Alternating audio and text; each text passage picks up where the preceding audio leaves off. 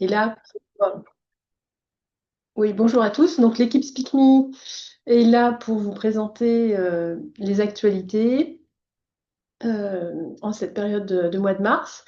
Et donc, au programme aujourd'hui, on aura essentiellement des infos sur l'audit national antibioprophylaxie 2025, avec une présentation à la fois du fichier Excel de saisie et du rapport type, c'est-à-dire le rapport que tout le monde aura après la saisie des données. On va voir comment ça se passe et quelles sont les modalités d'obtention de ce rapport. Si le temps nous est laissé, je vous présenterai également un nouveau support concernant la préparation cutanée de l'opéré, qui était déjà en gestation depuis un moment. Ça concerne le contrôle visuel de l'état cutané pour ceux que ça intéresse. Donc voilà, on commence. Euh, alors, comme vous le savez, et vous avez dû voir nos échanges de mails, on a eu des difficultés informatiques qui ont fait qu'on a changé de stratégie concernant la saisie des données de l'antibioprophylaxie. Et donc, on a été contraint de passer à un fichier Excel plus classique, hein. Vous avez déjà proposé ce format pour l'audit pré-op et les quick audits, par exemple, mais c'est un bon plan quand on a un souci, ça permet quand même d'apporter une solution. Donc, vous pourrez donc, et il y en a qui ont déjà commencé et nous ont déjà envoyé les données, vous pourrez faire la saisie des données sur ce fichier qui est mis à disposition, que vous trouverez sur le site du CPS Île-de-France. Bien sûr, au vu des délais actuels, on a repoussé la date limite de saisie, pour l'instant jusqu'à fin avril 2026.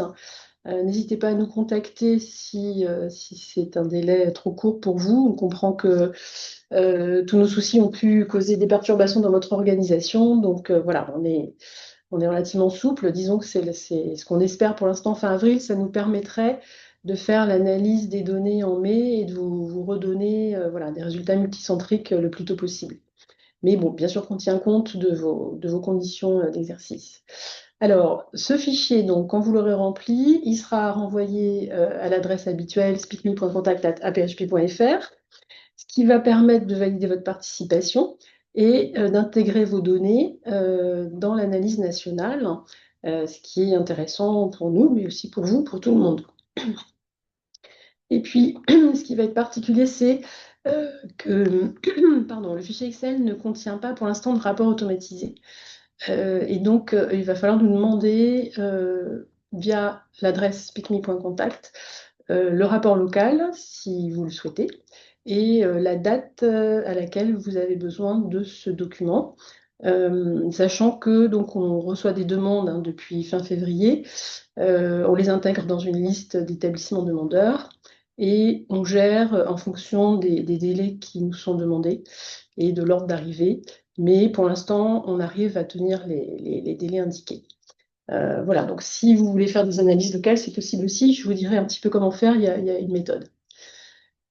Donc sur le site du CPS Île-de-France, toujours sur la page PICMI, c'est la partie dédiée à l'audit antibioprophylaxie. Vous avez un outil Excel qui est indiqué. Il est accompagné d'une vidéo pour vous préciser des points importants sur l'utilisation de l'outil Excel. Et il est rappelé voilà, les modalités d'envoi du fichier et de demande du rapport. Je vais rentrer un peu plus en détail sur l'utilisation de ce fichier, même si je pense que la plupart d'entre vous sont quand même assez habitués à son utilisation. Donc je remercie ma collègue Isabelle Arnaud qui a répondu à une demande urgente d'avoir un plan B et qui a préparé cet outil pour le bien de tous. Donc, une fois que vous êtes sur le site du CPS Île-de-France, vous connaissez maintenant l'onglet Mission SpeakMe, qui permet d'arriver sur l'ensemble des outils, dont la prévention et dont l'outil d'évaluation de l'antibioprophylaxie, ce qui vous amène à ce qu'on vient de voir, c'est-à-dire l'accès à l'outil. Et il y a un module de téléchargement à remplir, voilà, avant de pouvoir télécharger ce fichier. Mais ça se fait en quelques secondes, il n'y a pas de souci. Quand vous ouvrez le fichier proprement dit, Donc, vous arrivez sur un onglet qui s'appelle Information. Alors là, c'est important pour nous que vous remplissiez le nom de l'établissement ici pour deux choses. Déjà, pouvoir vous recontacter s'il y a des problèmes quand vous enverrez le fichier.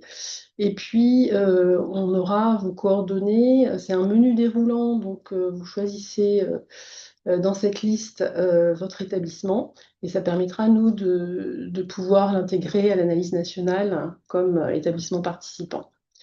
Le reste de la page, hein, c'est sur une page, c'est des consignes avant de saisir les données. C'est le mode opératoire, les petites précisions, les petites précautions à prendre. C'est quand même bien de le lire, hein, c'est pas très très long. Et comme ça, vous êtes sûr de faire une saisie impeccable.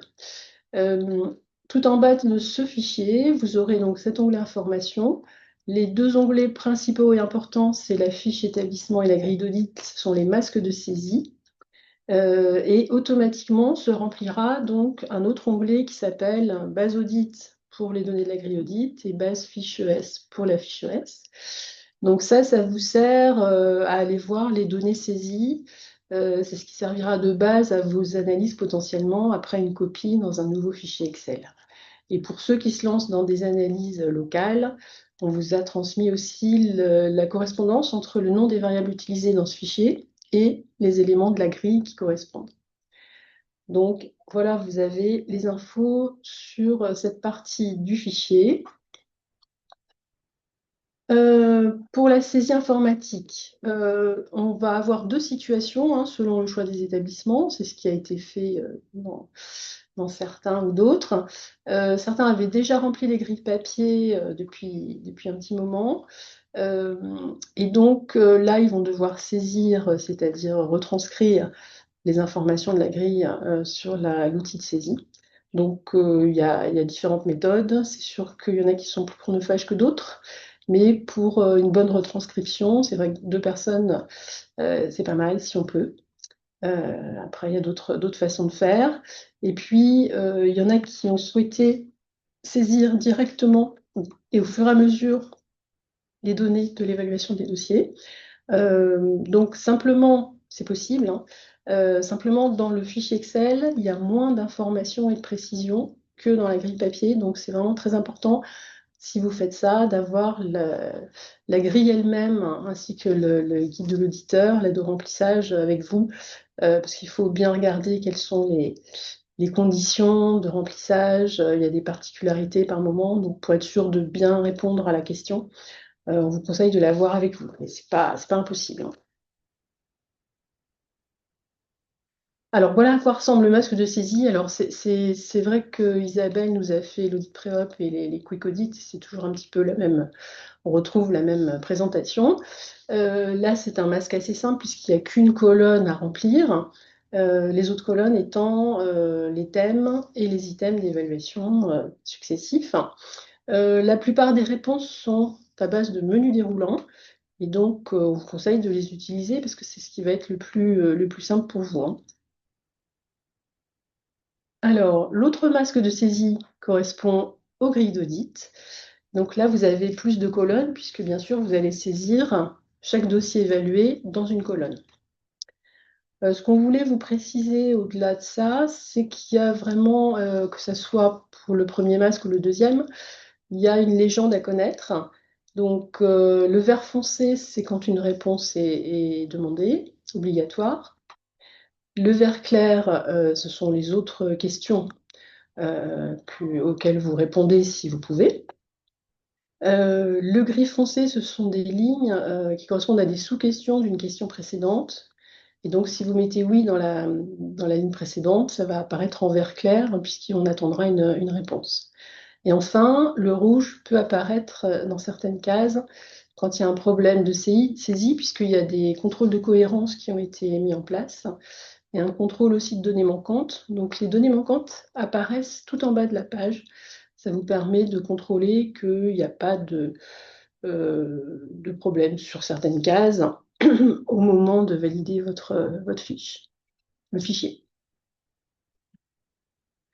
Donc, deux, trois petits points d'attention concernant la saisie. Donc, je vous ai parlé des listes déroulantes. Bon, évidemment, on espère qu'il y aura le moins de données manquantes possible. Donc, il y a peut-être des cas où vous n'aurez pas l'information dans les dossiers patients, hein, ça c'est évident. Tout n'est pas tracé à 100%. Mais voilà, donc en tout cas, il y a parfois des réponses négatives. On a eu l'expérience dans d'autres outils de réponses négatives qui n'étaient pas cochées non. Il faut bien cocher non quand la réponse est négative, hein, et ne pas laisser la case vide. Ça permet d'avoir plus de résultats pour vous dans le rapport. Et dernière chose, donc dans la grille d'audit, hein, vous vous rappelez, il y a la possibilité, puisque parfois il y a des associations de molécules qui sont recommandées, donc il est possible de rentrer vos données sous forme molécule A, molécule B. Et donc vous faites bien attention dans le fichier Excel de bien remplir les données pour l'une et pour l'autre. On a essayé de mettre du A et du B très clairement, mais voilà, faire attention à ne pas mélanger les informations. Donc vous retrouverez chronologiquement en vertical l'administration veille au soir, initiale, péropératoire et post-opératoire, en notant pour rappel, hein, tout ce qui a été administré et pas seulement les prescriptions. Donc pour ceux qui veulent faire des analyses locales, pas de souci. Donc vous retrouvez toutes les infos, les données saisies dans les onglets de type base. Et on a donc cet onglet non variable qui vous permet de faire la correspondance au cas où le nom de la variable ne vous paraîtrait pas clair. On a essayé quand même de faire quelque chose d'assez facile à utiliser.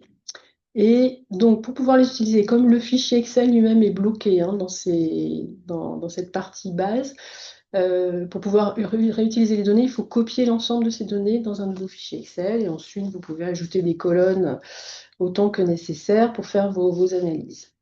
Si vous avez besoin d'aide, hein, à ce niveau, n'hésitez pas à nous contacter également, puisqu'on est rompu à ce genre d'exercice. Donc pour rappel, l'obtention du rapport. Alors on a choisi un format diaporama directement, hein. Il n'y a pas un rapport et un diaporama, il y a un diaporama qui comporte l'ensemble des informations qui nous paraissaient importantes à diffuser. Et ça vous sert à la fois à prendre connaissance des résultats, de vos résultats, et à restituer aux équipes sur le principe. Et donc, comme je vous le disais tout à l'heure, il faut nous envoyer votre fichier, nous dire pour quand vous avez besoin de ce rapport. Certains ont des certifications, des CAQES, des restitutions prévues. Donc voilà, ça passe un peu avant ceux qui ont moins de contraintes. Et donc, comme je le disais, donc jusqu'à fin avril dans un premier temps. Bien sûr qu'on essaiera de vous fournir au plus vite un rapport multicentrique, mais il faut qu'on attende que tous les établissements qui souhaitaient participer nous envoient leurs données. Ça permettra en théorie donc de vous faire un retour, on l'espère, fin mai, début juin. On vous reprécisera le calendrier au fur et à mesure de la réception des informations. Alors, je m'arrête un instant avant de vous montrer le rapport proprement dit pour savoir si vous avez des questions.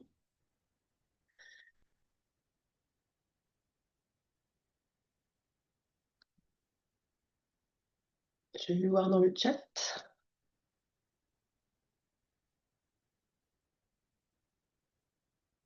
Non, il n'y a pas de question, Delphine, pour l'instant. C'est uniquement... Voilà. D'accord. OK. Donc, je vais poursuivre avec la présentation du rapport. Tout est bon à l'écran? Oui, c'est impeccable, merci. OK. Alors, le rapport. Donc, je vais vous présenter un rapport vierge qui ne contient aucune donnée, puisque comme ça, il va s'adapter à toutes les situations qui vont se présenter. Donc, c'est un rapport qui a été fait au niveau du groupe de travail national antibioprophylaxie avec l'ASFAR et toutes les autres sociétés savantes et les représentants d'établissements, et revu aussi par notre groupe de travail prévention.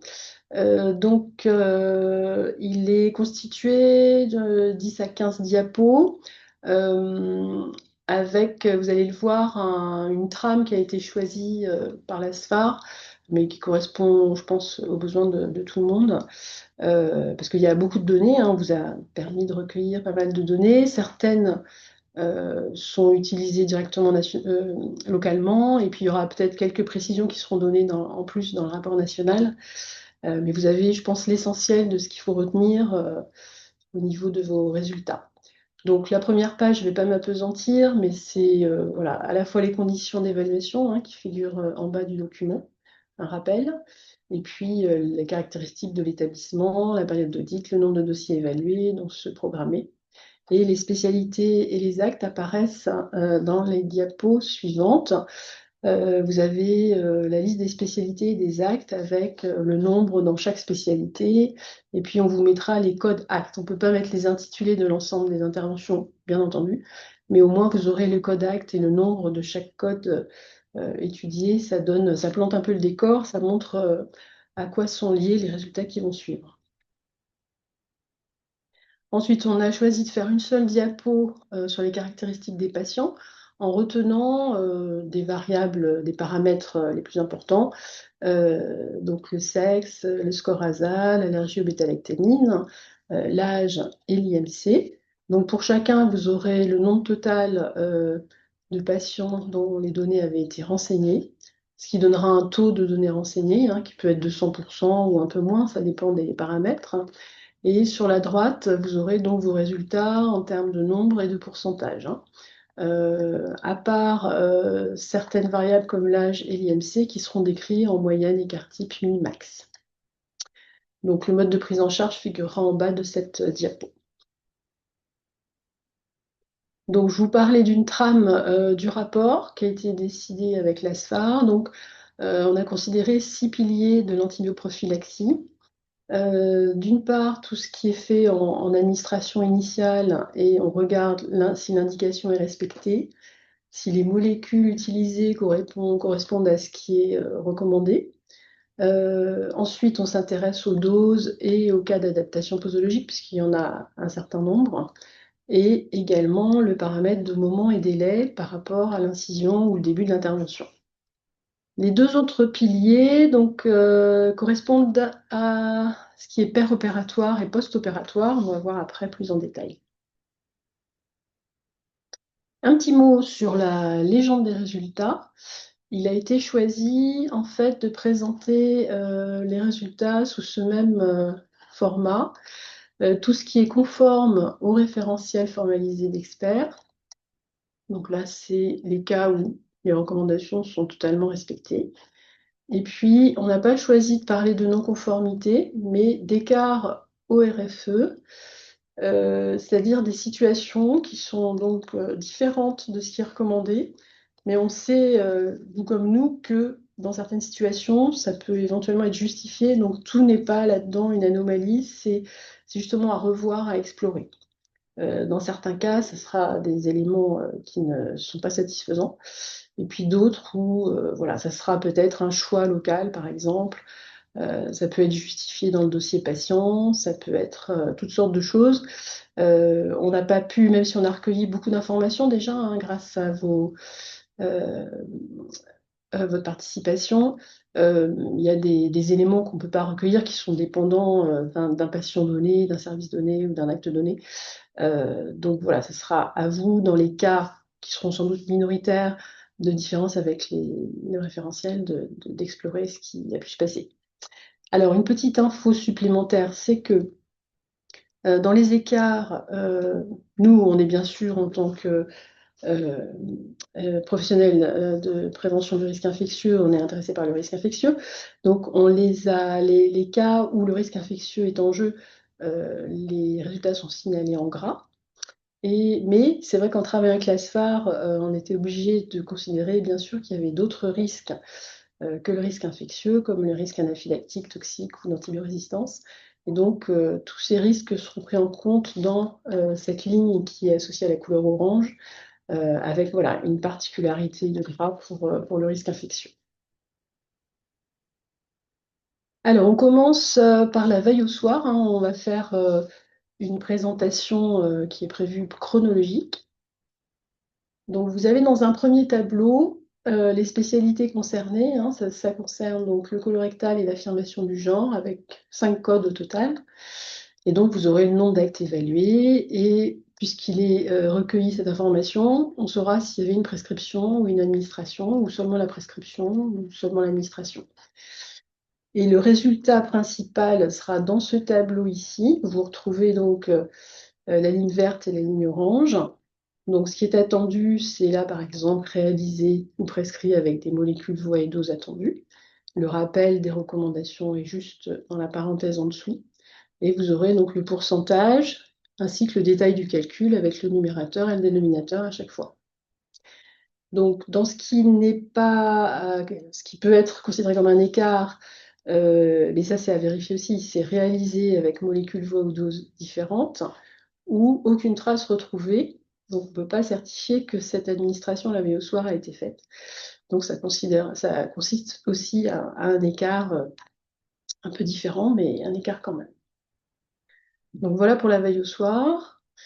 Je vous présente l'ensemble du diaporama et puis on en discutera si vous avez des remarques. Donc, c'est suivi par le pilier 1, l'indication initiale. Et là, donc, on a pris en compte 4 types de résultats. Vous savez que dans l'indication, on peut avoir donc un cas où la type de prophylaxie est indiquée et elle est réalisée. Donc, c'est la première ligne. C'est en fait, on a appelé ça oui, oui, c'est réalisé quand indiqué. C'est conforme. Ce qui peut être conforme également, c'est que ça n'est pas réalisé quand ça n'est pas indiqué. Donc, on va appeler ça non, non. Et puis, le reste constitue potentiellement un écart, c'est-à-dire qu'il y a eu une antibioprophylaxie alors qu'elle n'était pas indiquée. Et elle peut avoir également n'avoir pas été réalisée alors qu'il y avait une indication. Donc là, on est en gras parce que par rapport au risque infectieux, c'est quand même important. Et donc, vous aurez le nombre d'actes concernés dans chacune de ces situations et le pourcentage global de respect ou de non-respect des recommandations de l'ASFAR. Donc, pour la suite, ce qu'on vous a mis en rouge ici, c'est les cas où on va étudier quelles sont les molécules et doses utilisées et puis le moment et délai d'administration.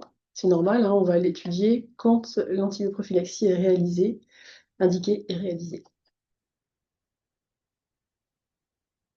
Concernant les molécules de l'administration initiale, vous avez un premier point ici qui correspond aux conformités, c'est voir si l'acte est associé à un respect du nombre de molécules recommandées et de leur nature.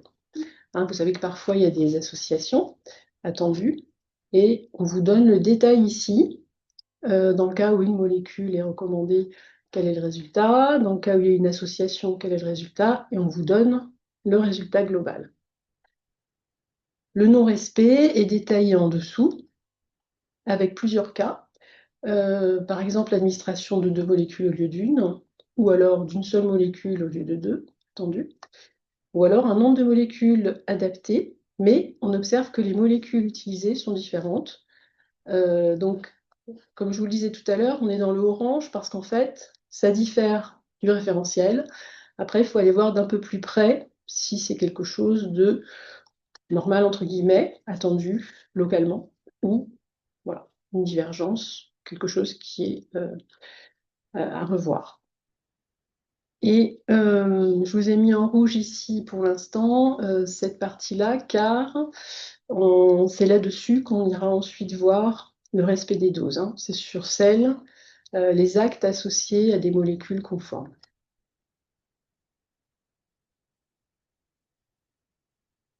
Concernant les doses maintenant et l'adaptation posologique. On a, pour des raisons techniques, et de toute façon, leur fréquence n'est pas très importante non plus d'utilisation. Hein, l'antibioprophylaxie est généralement associée beaucoup aux céphalosporines, sauf dans quelques cas particuliers, mais on n'a pas analysé donc la vancomycine, la télécoplanine et la gentamicine du point de vue des doses, puisque le calcul est assez complexe. Mais si c'est quelque chose qui vous intéresse ou si vous êtes très concerné, des analyses locales peuvent être faites. Hein, il y a des formules qu'on peut utiliser, on peut vous conseiller là-dessus. Mais en tout cas, ça n'a pas été fait d'un point de vue général. Il y a un autre cas qu'on n'a pas pris en compte, c'est l'usage de céphalosporine pour un IMC supérieur à 50 kg par mètre carré, qui est le nouveau seuil utilisé pour différencier voilà, une adaptation posologique ou non. Dans ce cas-là, comme vous avez sans doute vu dans les recos, l'établissement a le choix d'augmenter la dose ou de réduire le délai de réinjection ou de choisir un mode de perfusion comme la perfusion continue. Donc ça, on ne peut pas l'analyser parce que c'est très variable d'un établissement à l'autre et c'était très complexe à intégrer.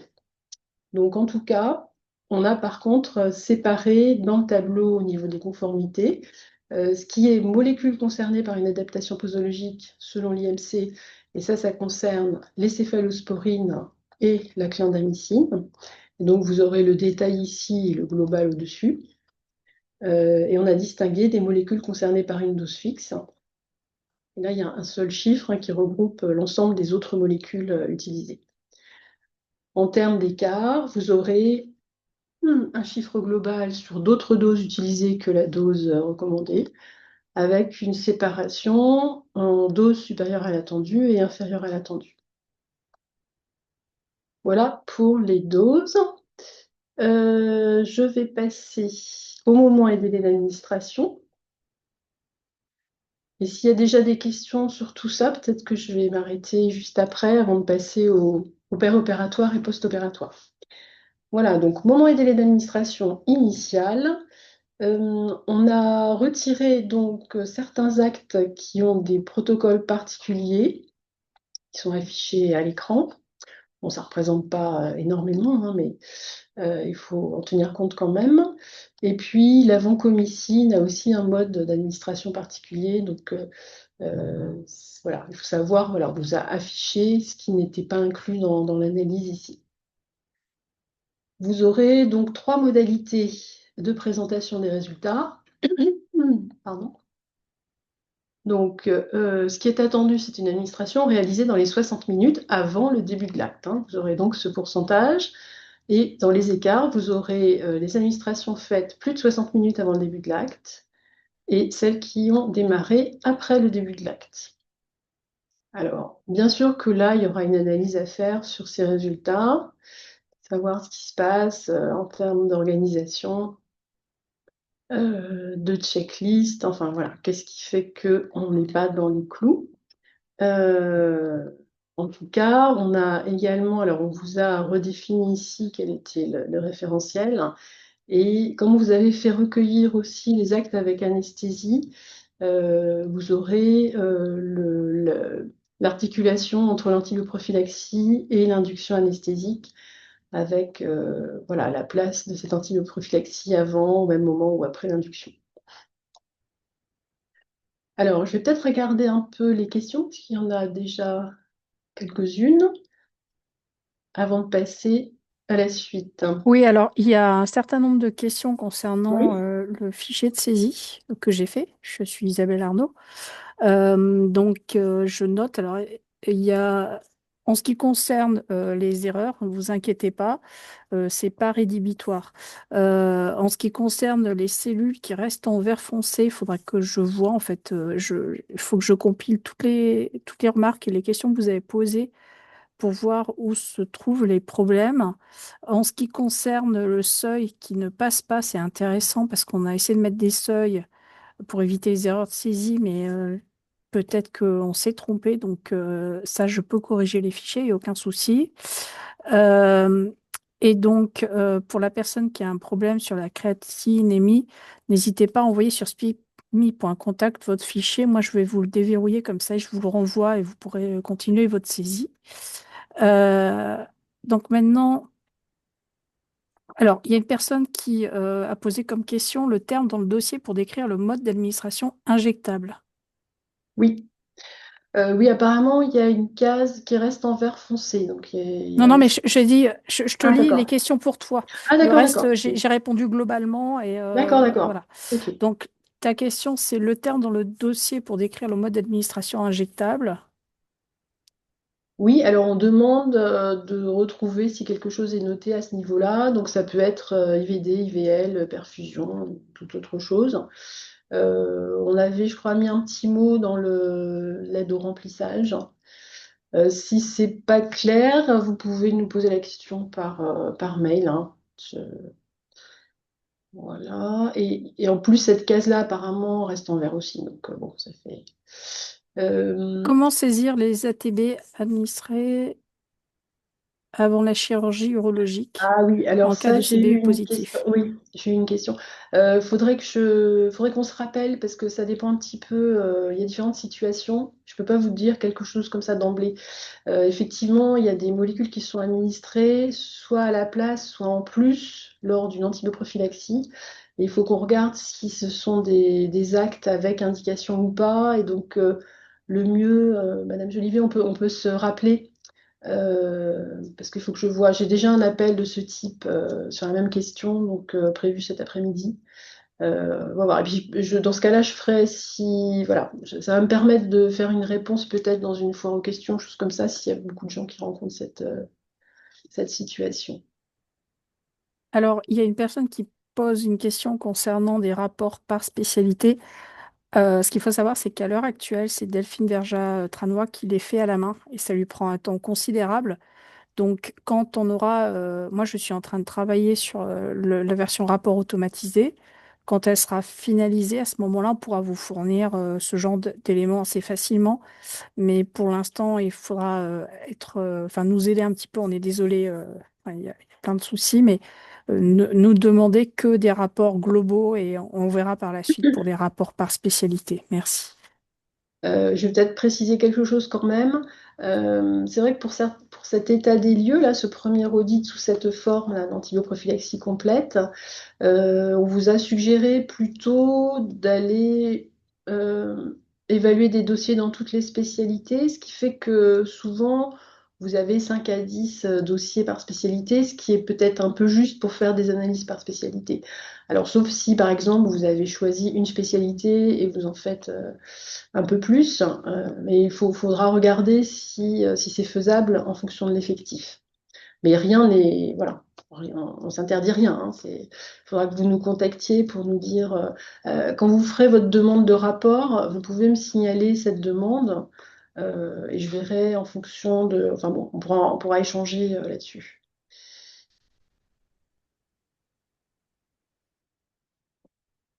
Alors, est-ce possible de vous transmettre des données collectées sur des interventions réalisées en 2026, supérieures à 1000 patients?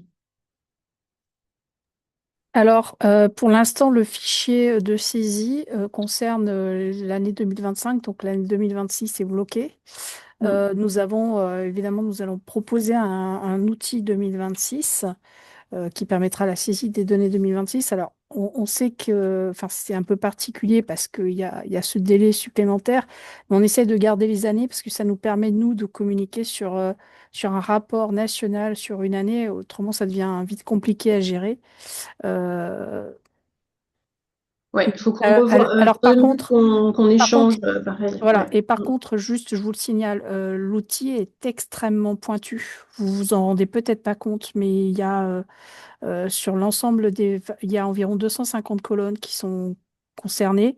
Elles sont toutes formatées de façon extrêmement stricte et rigoureuse. On peut pas, vraiment, on peut pas accepter des données. Enfin, on peut vous proposer l'outil et vous-même, vous allez mettre correctement les données dans notre outil. Mais nous, on ne peut pas passer une semaine à transformer vos données pour les mettre dans notre outil. Je suis vraiment désolée, mais là, c'est une limite qu'on ne peut pas faire. Voilà, parce qu'en plus, il y a potentiellement dans votre outil pas du tout toutes les informations que nous demandons, en sachant qu'il y a des contrôles entre ces informations. Voilà, quoi. C'est beaucoup plus compliqué que ça en a l'air et le rapport est vraiment basé dessus. Donc on peut pas faire d'exception, mais on peut vous donner un outil 2026 si vous le souhaitez. Et vous pouvez le mettre à jour et on vous enverra le rapport par la suite. Ou vous attendez un petit peu et cet outil 2026 intégrera automatiquement le rapport quand on l'aura validé. Alors, bon, certains sont gênés par le rapport global. Vous savez, ça donne quand même déjà quelques indications quand même sur sur les défauts, retrouver les anomalies, et ensuite, dans votre fichier Excel, avec les données, vous pouvez aller retrouver où les anomalies ont été détectées, hein. Donc, ça vous permet de retourner au service concerné. Sinon, il fallait d'emblée faire une seule spécialité ou deux avec un plus grand nombre de... C'était pas interdit en soi. On vous a proposé un état des lieux pour commencer à voir où en était l'établissement. Euh, bon, après, chacun, voilà, a ses besoins un peu variables, hein. Ah, Euh, alors, pour les personnes qui parlent d'un grand nombre de saisies par spécialité, parce que ça les intéresse, moi, ce que je vous conseille, c'est de faire en fait, un fichier par spécialité. Dans ce cas-là, si vous avez une trentaine de fiches ou plus, parce qu'effectivement, après, ça sera intéressant de faire une analyse dessus. Mais comme je vous ai dit, là, actuellement, enfin, on se focalise sur les demandes vraiment urgentes pour les rapports parce qu'ils sont faits à la main.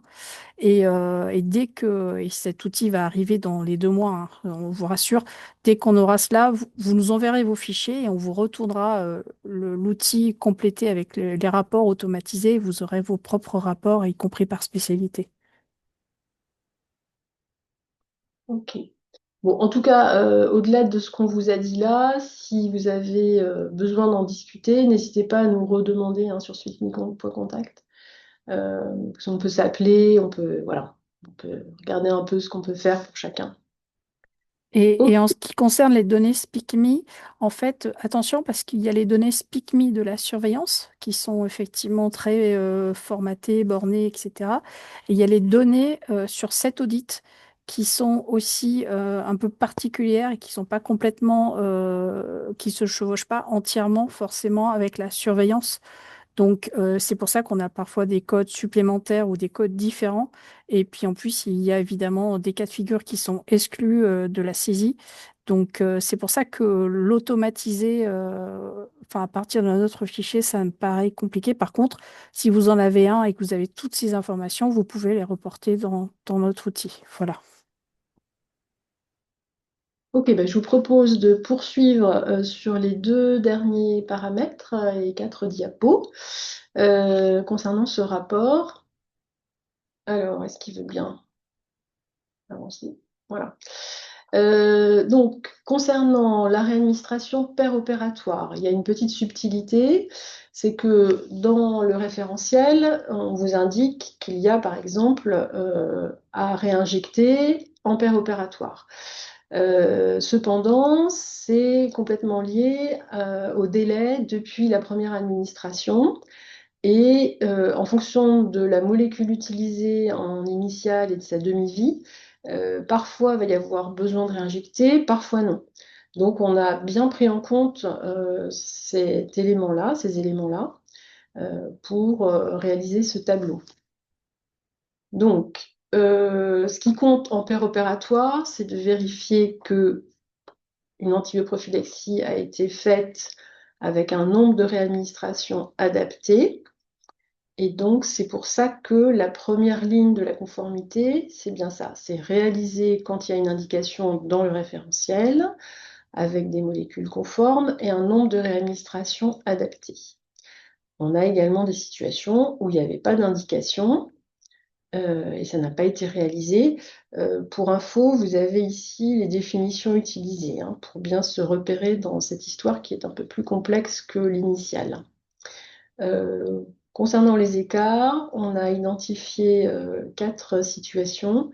Donc, une antibioprophylaxie réalisée alors que pas attendue. Là, par contre, c'est réalisé quand c'est indiqué dans le document, mais en fait, il y a un nombre de réadministrations supérieur ou inférieur à l'attendu, hein. La première ligne est supérieure et la deuxième ligne inférieure. Et enfin, ça n'est pas réalisé alors que c'était indiqué. On retrouve, comme tout à l'heure, quelque chose en gras dans cette situation. Et pour la suite, donc c'est-à-dire l'analyse des doses, on a repris les cas où la molécule était conforme, quel que soit le nombre de réadministrations. Donc toujours en paire opératoire, on regarde ce qu'il en est des doses et de l'adaptation posologique. Donc on retrouve les mêmes contraintes d'exclusion que tout à l'heure et la même présentation un peu plus simplifiée. avec les molécules concernées par une adaptation posologique et une dose fixe. Ce qui est spécifique de cette partie-là, c'est que vous vous rappelez peut-être que dans la grille, on vous a fait évaluer en détail la première et la deuxième réadministration, pas l'ensemble, hein. Si on a beaucoup plus, on a fait que les deux premières, c'était déjà insuffisant comme information. Et donc, vous avez les résultats pour la première et la deuxième. On s'était posé la question de le faire ou pas, mais on s'est aperçu dans certains dossiers tests qu'il pouvait y avoir des différences entre la première et la deuxième, pas le même nombre de, pas les mêmes doses, par exemple, administrées. Donc, ça peut être intéressant de savoir ce qui se passe, voilà, dans ces deux premières, qui sont souvent, enfin voilà, il n'y a pas toujours plus que deux, hein, enfin, assez peu souvent plus que deux. Ça peut en théorie arriver. Alors, on passe au post-op pour finir.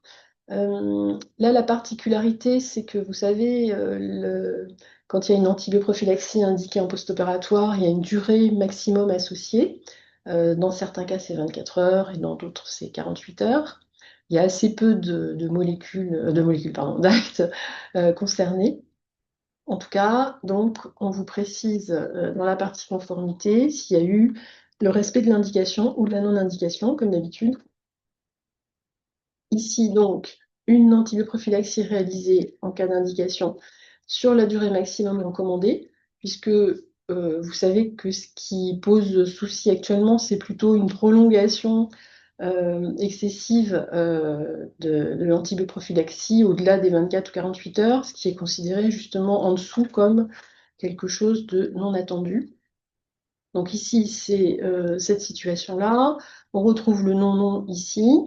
Et puis là, donc, réalisé, donc c'est bien réalisé quand c'est indiqué, mais la durée est supérieure, donc ça figure ici comme quelque chose à revoir. Ensuite, vous avez réalisé quand c'était pas indiqué et non réalisé quand c'était indiqué. J'ai mis en rouge ici cette partie-là, puisque c'est ce qui va être étudié un peu plus en détail. C'est-à-dire, on va aller voir dans quelles conditions il y a eu enfin, une administration d'antibiotiques sans indication d'antibioprophylaxie en post-opératoire. Donc, ça va faire l'objet d'une diapo juste après. Dernière diapo sur le post-op. Il s'agit aussi d'aller voir ce qui se passe au niveau des doses et de l'adaptation posologique attendue. Donc, on est tout à fait dans le même schéma que précédemment. Toujours la dichotomie molécule avec adaptation posologique ou pas, ou dose fixe. Et voilà, pourcentage global, détail de chacun. Pas de choses bien spécifiques, hein, c'est commencer à connaître un petit peu le mode de présentation. Donc, la diapo un peu particulière, c'est celle-ci, puisque vous savez que dans les objectifs de cet audit, c'était aussi de voir ce qui se passait en post-opératoire, après notamment une antibioprophylaxie initiale. Euh, donc, ça reprend vraiment les items de la grille, hein. Vous savez qu'il y a une conclusion en fin de grille sur le fait qu'on a plutôt une antibioprophylaxie post-opératoire ou une antibiothérapie curative, hein, dans certains cas post-opératoire, d'autres situations où impossible d'interpréter. Et donc, on vous demande si ça se situe après une antibioprophylaxie initiale, est-ce que la même molécule a été utilisée? Et dans la grille, vous avez normalement des informations sur la justification de l'administration post-opératoire, qui sont rappelées ici, différents cas. Donc ça vous permet de mieux, d'avoir une meilleure visibilité sur ce qui se passe en post-op. Donc, dernière diapo, c'est une diapo de synthèse. Donc, on a repris chronologiquement les différentes étapes de l'antibioprophylaxie, veille au soir, administration initiale, pérope et post-op, et on vous indique à chaque fois le nombre d'actes qui ont été évalués, puisque comme on part d'une conformité, par exemple ici, pour analyser le pérope ou le post-op, il y aura des N différents. Et les paramètres principaux sont retrouvés ici, comme on l'a vu dans les diapos précédentes, avec le pourcentage associé. Et ça a un format un peu plan d'action, donc avec les actions à mener, priorité, par qui, pour quand. Et comme vous avez l'habitude, Donc ça, c'est optionnel. Enfin voilà, si ça vous intéresse, vous pouvez l'utiliser. Vous aurez, je crois, en principe des données ici fixes et une possibilité de remplir ce fichier de façon libre pour l'autre partie. Ça, il faut qu'on revoie avec Isabelle. Voilà. Alors, est-ce qu'il y a des questions supplémentaires sur cette partie-là où on a répondu à... Voilà, apparemment, il n'y a pas de nouvelles questions. Je vérifie. Ouais, Non, non, non, il n'y a pas de nouvelles questions sur cette partie-là pour l'instant. d'accord. Alors, je regarde l'heure. Et oui, normalement, sur le rapport que vous aurez, il y aura une partie libre où vous pourrez vous-même mettre vos propres commentaires et remarques pour votre diaporama. Ok, j'ai vu. Non, il n'y a pas de. Ok. Alors, pour ceux qui peuvent rester, j'avais prévu de vous parler d'un nouveau support concernant la préparation cutanée de l'opéré. Donc, je vais essayer de vous présenter rapidement le nouveau document.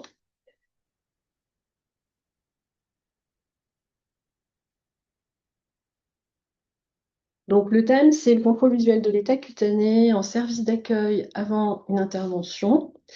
Et je vous avais déjà présenté lors de certains webinaires le projet. Donc là, on arrive à son terme et c'est un document de plusieurs pages qui a été résumé ici sur quelques diapos sur l'essentiel. Donc le contexte dans lequel on s'est situé pour préparer ce document, c'est que on s'est intéressé aux situations où l'on confie aux patients toutes les étapes initiales de la préparation cutanée de l'opéré, que sont la douche et le traitement des pilosités. Alors, vous savez bien sûr que ça peut correspondre à différentes situations, principalement l'ambulatoire ou le J0, où le patient arrive le jour de l'intervention et la douche a potentiellement été réalisée à domicile par le patient lui-même ou son aidant, et plus ou moins une dépilation si elle est indiquée. Et puis, ça peut arriver en conventionnel, où le patient est admis euh, plus tard la veille, et en service d'accueil, parfois on confie au patient ces étapes-là. Donc, pour rappel, bien sûr, et vous le savez tous, hein, l'ambulatoire J0 a quelques bénéfices pour le patient reconnus, dont voilà, une amélioration de la récupération post-opératoire et puis une réduction d'un certain nombre de facteurs d'exposition et durée de séjour. Pour l'établissement, confier la préparation cutanée au patient, qui s'amalgame à un transfert de tâches, on en reparlera. C'est un gain de temps dans le sens où ça libère du temps paramédical et c'est un gain potentiellement financier aussi quand c'est le patient qui lui-même s'achète les produits ou matériels nécessaires, en particulier pour la dépilation. Donc on est bien tous conscients qu'il y a un intérêt à considérer le patient comme coacteur de sa sécurité, hein. Il n'y a pas de remise en cause de ce principe. Simplement, par rapport à ces situations de confier au patient certaines tâches, il faut voir qu'elles peuvent représenter quand même quelques risques. Donc, on sait que la douche de type préopératoire doit permettre de mettre le patient dans une hygiène corporelle compatible avec les besoins de l'intervention. Et vous savez très bien comme nous qu'il y a une procédure particulière à respecter. La dépilation, elle n'est pas toujours indiquée, mais il faut en maîtriser l'efficacité. On a un certain nombre dans nos audits, on voit qu'elle est refaite en service ou elle est refaite même au bloc opératoire par moment. Alors c'est des petits pourcentages, hein, c'est 3%, des choses comme ça, mais bon, ça existe quand même. Et puis, il faut en limiter aussi les effets. Et comme on l'a vu aussi dans nos audits, c'est-à-dire il y a différentes méthodes employées au-delà de la tonte et de la dépilation chimique, il y a quand même des risques non négligeables de faire, de provoquer voilà, des lésions, des coupures, des brûlures, selon la méthode employée. Donc, il est très important, quand on confie cette tâche au patient, de ne pas l'exposer à des risques supplémentaires qui seraient liés justement au fait de lui demander cette mission. Alors, l'important pour cadrer tout ça, c'est d'une part, avant la préparation cutanée de l'opéré, prévoir une bonne information du patient sur la préparation cutanée.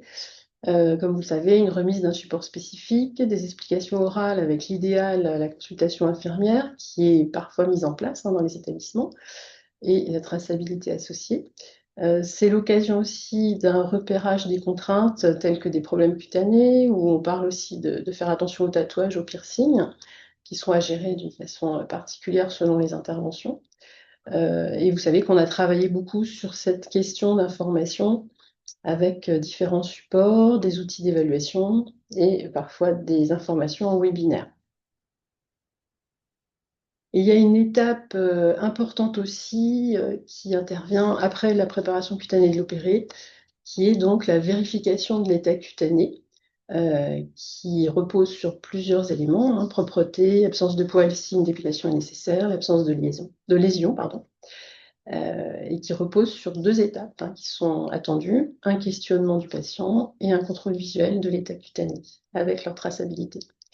Donc l'idée là, au-delà des quick audits sur la préparation cutanée que nous proposons en évaluation, qui comporte à la fois donc une évaluation de l'information du patient de la phase avant et une évaluation de la vérification de l'état cutané, on propose un support d'aide à la mise en œuvre, puisque vous allez le voir dans les données dont on dispose sur la mise en œuvre de cette vérification, il y a une marge de progression.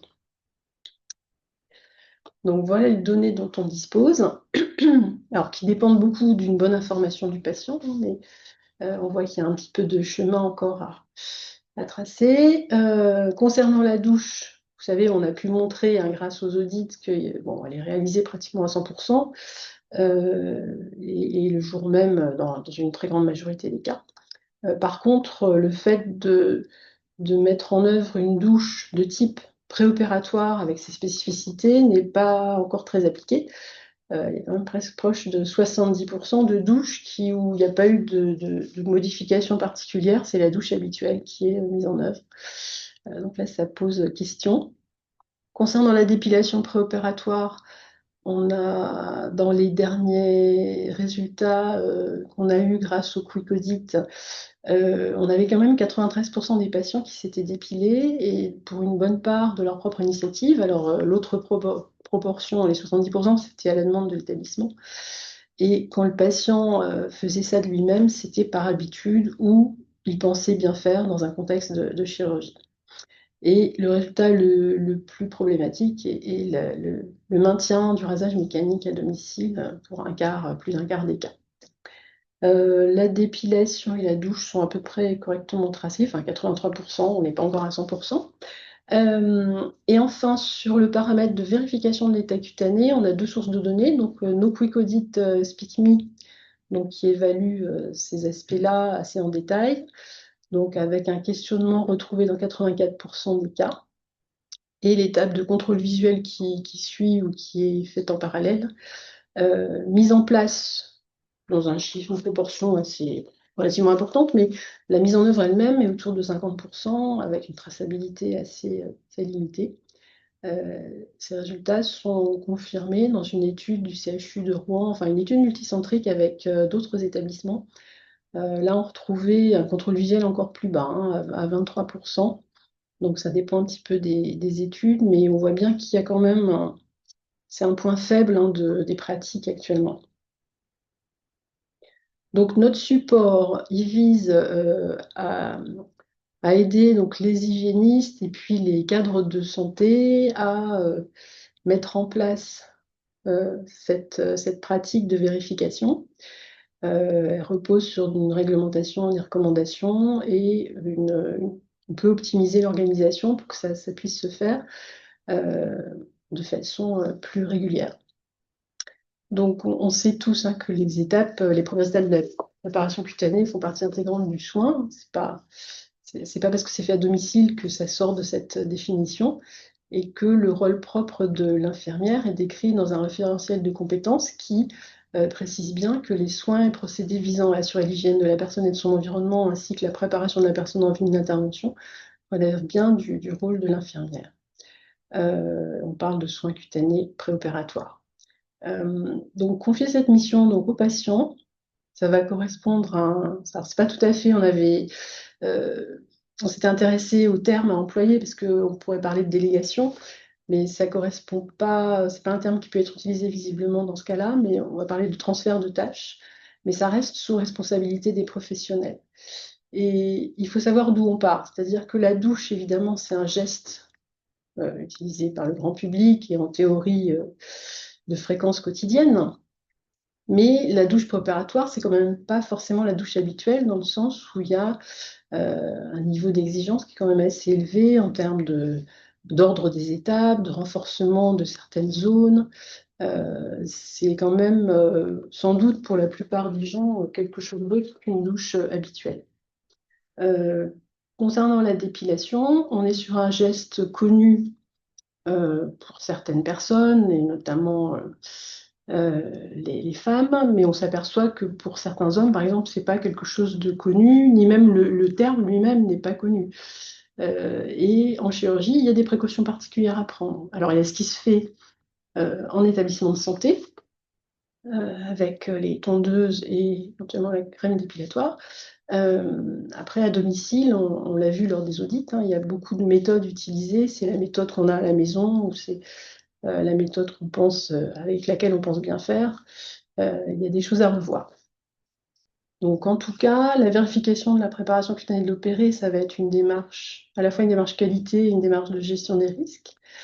Et le document de l'HS, la checklist, propose effectivement de vérifier ces points qui sont dits critiques, avec une documentation de la préparation cutanée dans la fiche de liaison service bloc opératoire, avec une vérification de la conformité de cette pratique. Donc, on voit bien que c'est un point qui n'échappe pas donc, au contrôle nécessaire.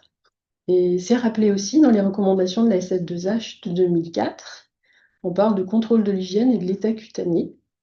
Ça complète donc tout le détail sur la réalisation pratique qui figure dans les différents guides successifs.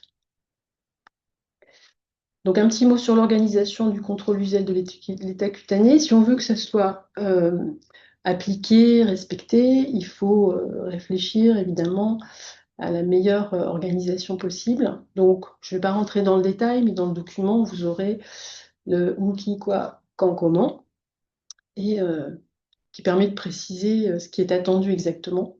Euh, et bien sûr, le fait de prévoir dans l'organisation un timing pour ça, mais on peut le faire assez rapidement et en ciblant sur les zones importantes et en définissant qui fait quoi, on peut arriver à, et en le réalisant dans un local adapté, voilà, on peut arriver à faire quelque chose de bien. Donc, la deuxième partie que je voulais évoquer avec vous, devant vous, c'était l'aide à la mise en œuvre. Parce que ce dont on se rend compte, c'est qu'il y a une difficulté pour certains soignants à mettre en œuvre cette pratique. Alors, ça peut être des freins liés au temps qu'on peut y consacrer, mais il n'y a pas que ça, il y a des éléments aussi psychologiques et de communication.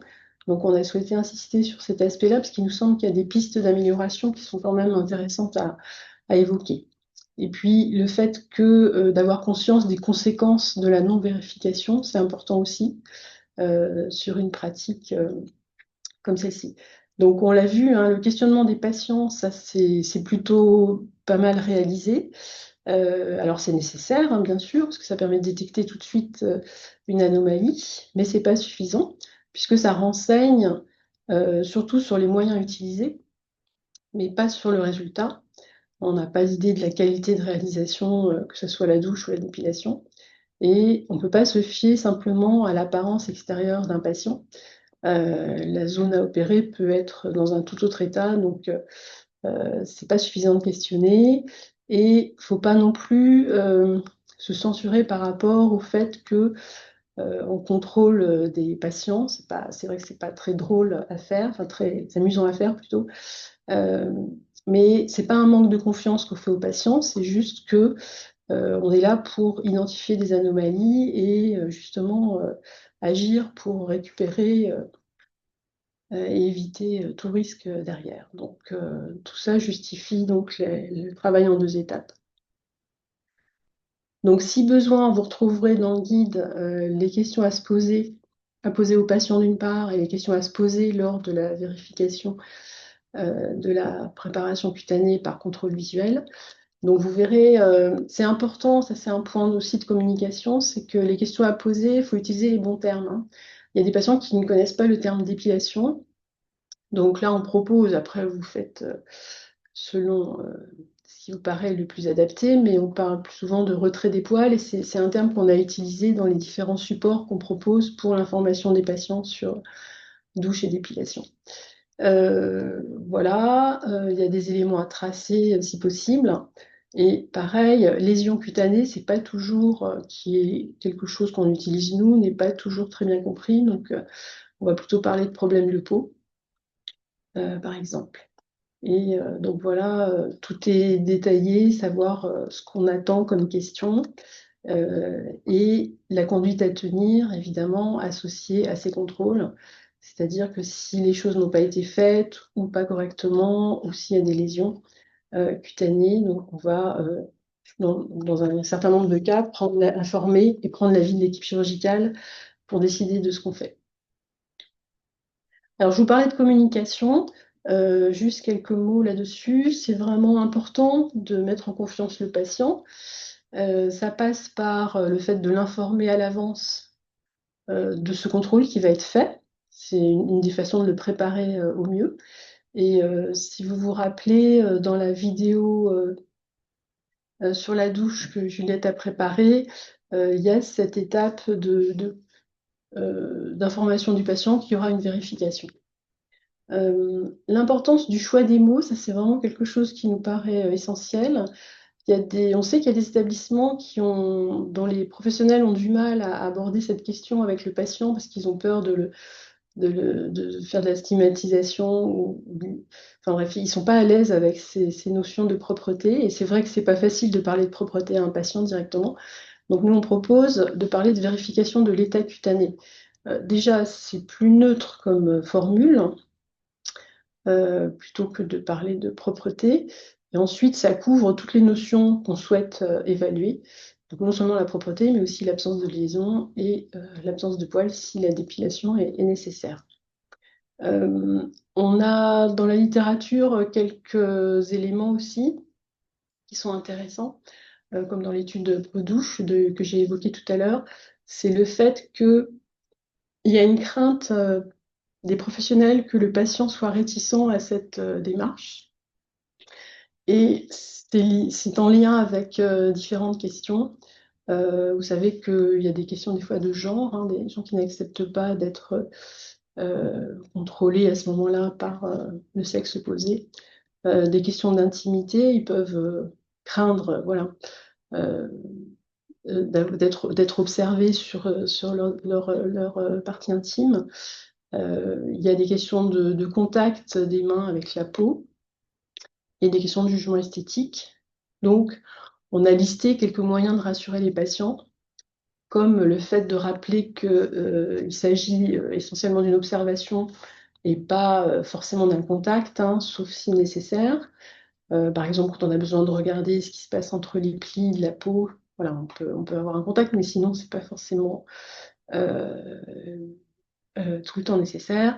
Et c'est fait par un professionnel formé qui sera a priori tout seul. C'est fait dans un box ou un endroit où on sera à l'abri des regards extérieurs.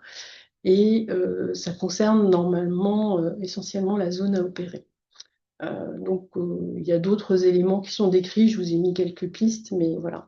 En tout cas, ce qui peut être rassurant peut-être aussi pour le patient, c'est de savoir que c'est une démarche qui est faite systématiquement avant toute intervention, soit pour vérifier que tout est conforme, comme l'attendu, avant les étapes suivantes qui vont avoir lieu au bloc opératoire, soit pour faire ce qui est nécessaire, si besoin, détecter quelque chose qui pourrait euh, interférer avec le programme opératoire prévu. Bon, ici, sans vouloir rentrer trop dans le détail, c'est un petit peu reprendre toutes les situations où qu'on peut rencontrer, donc en termes de souillure, de pilosité, de lésion, et voir les conséquences en fait de ne pas vérifier.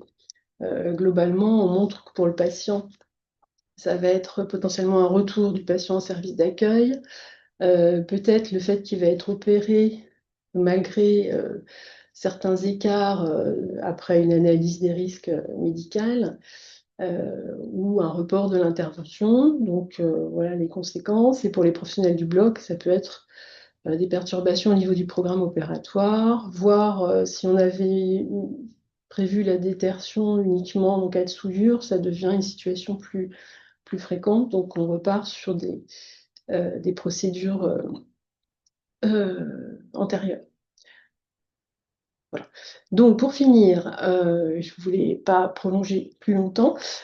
Pour info, donc le dernier document en annexe, la dernière page en annexe, c'est un logigramme qui reprend les différentes étapes de la préparation cutanée de l'opéré avec les vérifications nécessaires et selon les situations, les conduites à tenir. Donc ça peut être utilisé en référence ou adapté aux conditions de l'établissement, mais ça résume un petit peu tout ce qui a été dit dans le support, dans les pages précédentes.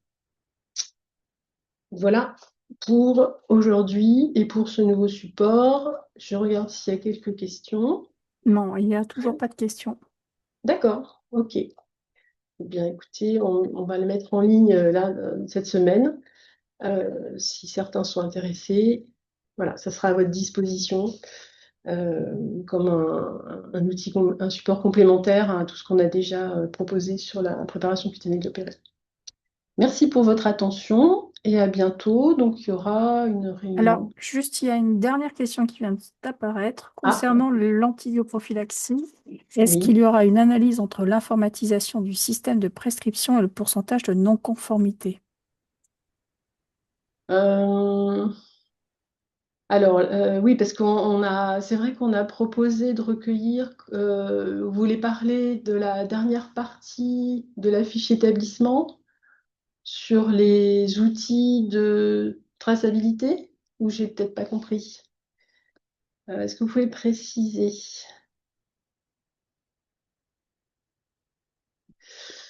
Ah oui, l'informatique. Ah oui, le fait qu'il y ait c'est bien ça, le fait qu'il y ait des logiciels pour la prescription ou l'administration. Alors, c'est quelque chose qu'on pourra effectivement regarder au niveau, en tout cas au niveau national. Je pense que ça aura un intérêt au vu du nombre d'actes qui auront été analysés. Oui, ça pourrait être une bonne suggestion d'analyse. Je vais le noter. Alors, on n'a pas prévu de croisement euh, au niveau Excel parce que ce serait très compliqué entre les résultats de la fiche établissement et les résultats des grilles d'audit. Mais je pense on pourra le faire au niveau national et vous donner un peu une conclusion. Tout à fait.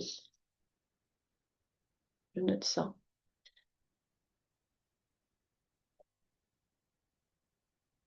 Merci pour votre question. Et toute conformité. Ok. Eh bien, merci. Bonne fin de semaine à tous et à bientôt.